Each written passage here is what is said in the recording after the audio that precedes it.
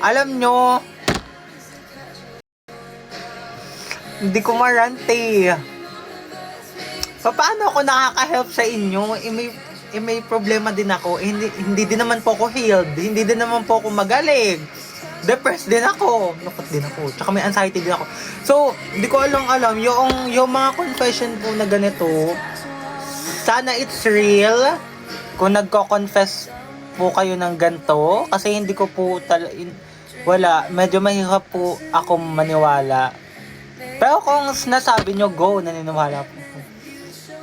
Pero alam mo yun, as someone na may ganun din, paano ko nagagawa yun? Hi, Madam Besh! Shoutout kay Miss Bell. Madam, magkanta ka pong privado daw. Ay, wag yan. Ma, nitry ko yung lipstick mo, nangati yung, nitipay hot ko, tas lumobo chan ko.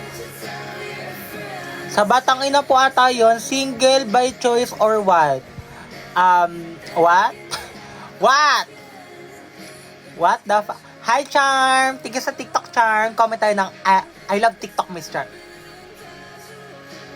Ay, eto, may confession. Hi, my confession ko is, I purposely expose my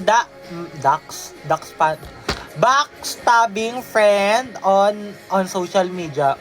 Bawal yan. Malalagot ka dyan, te. Whom I used to treasure and support too much. Turns out he's as envious snake. #slay. Nak, hindi slay yun, nak. Nakakatakot na online na. Huwag mo ibibring yung mga bagay na ganyan online. Dapat, kung puksa